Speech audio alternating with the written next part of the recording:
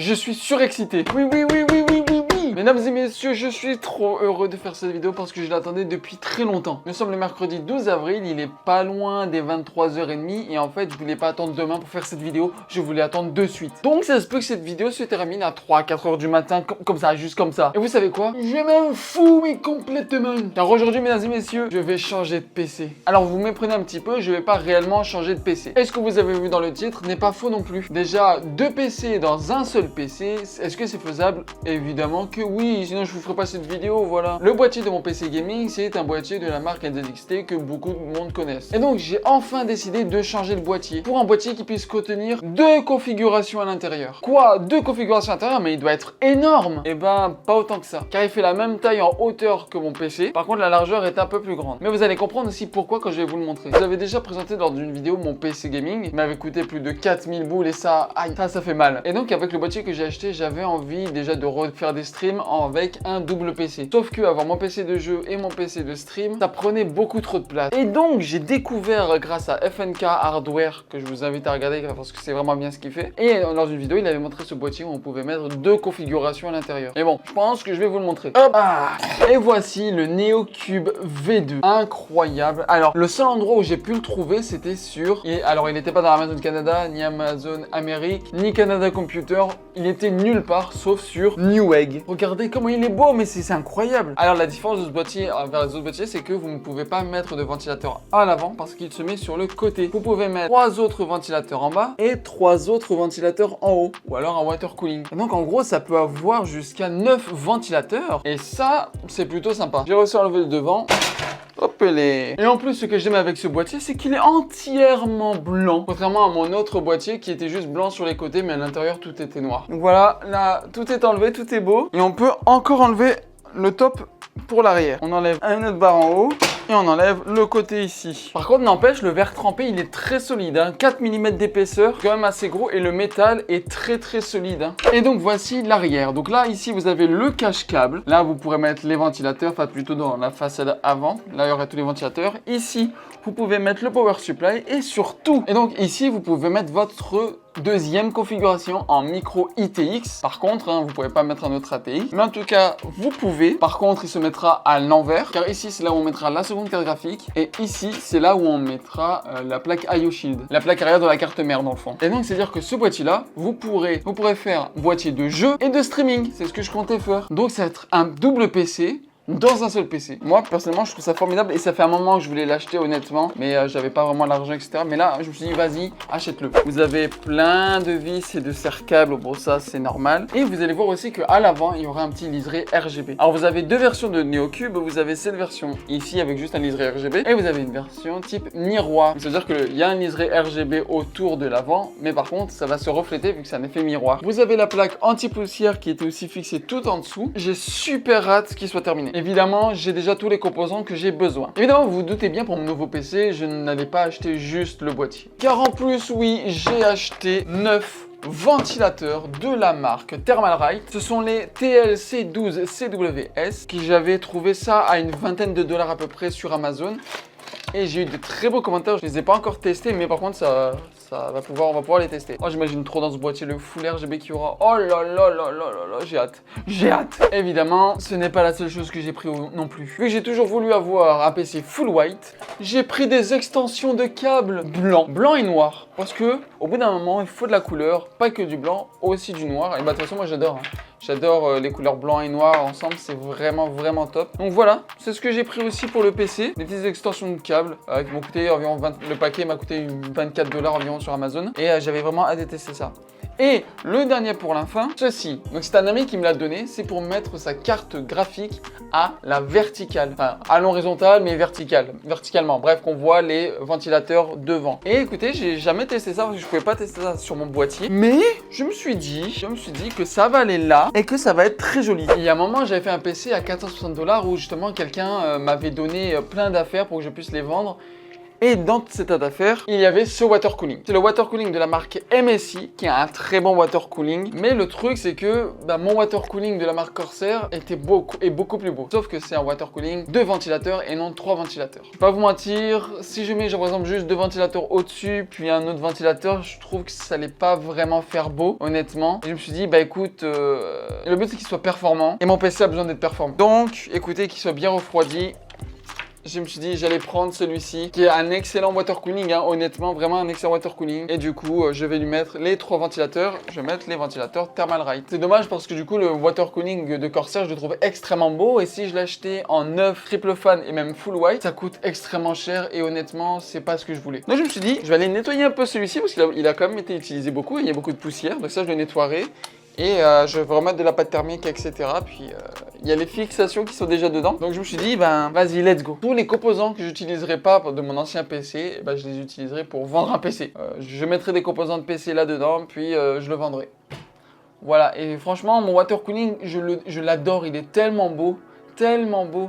Mais il faut que je m'en sépare. Il faut que je m'en sépare parce que celui-ci sera beaucoup plus adapté à ce que je veux. Et il y a toujours un petit côté noir avec les ventilateurs blancs, ça fera très très beau. Bon mesdames et messieurs, voilà, ça sera une vidéo un petit peu longue, mais il y aura beaucoup de moments où je monte le PC, beaucoup de moments rapides. Déjà, première étape, enlever mon ordinateur et tout démonter pour remettre tout ça dans ce PC là.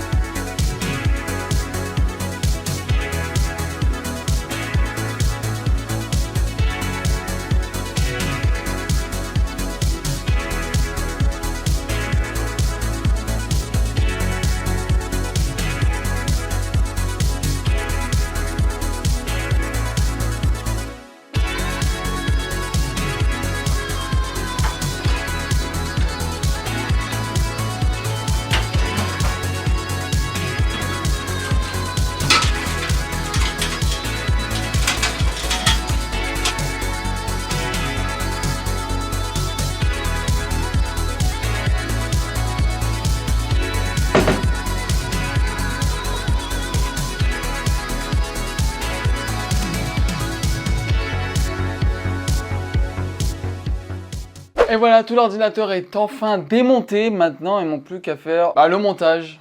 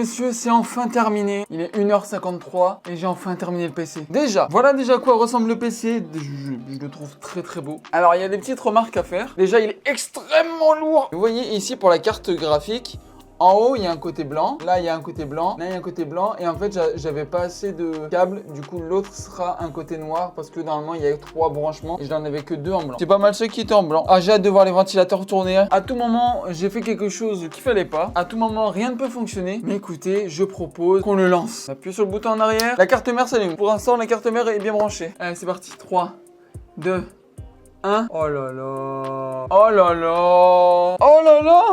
Oh là là. C'est encore plus joli en vrai. Oh, il est incroyable. Oh, il est incroyable. Oh, il est... Oh là là là là. Oh, il est magnifique. Oh.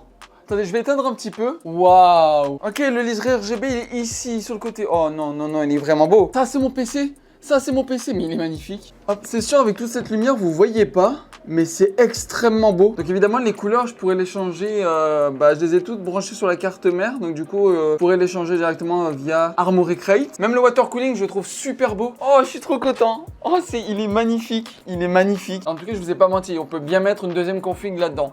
Peut-être que je ferai une vidéo là-dessus en question. Je ne pense pas réellement, mais peut-être si j'arrive à trouver une idée là-dessus. Et surtout que pour l'instant, je suis pas prêt à stream. Donc, je veux vraiment que tout soit parfait avant que je puisse streamer, que j'ai tout, que tout soit bien calibré, que tout soit bien fait pour que je puisse streamer correctement au final. Donc voilà, merci à tous d'avoir regardé cette vidéo. J'espère que vous aura plu. N'oubliez pas de vous abonner à la chaîne. Je vous dis à bientôt. C'était Martin d'Hardware PC.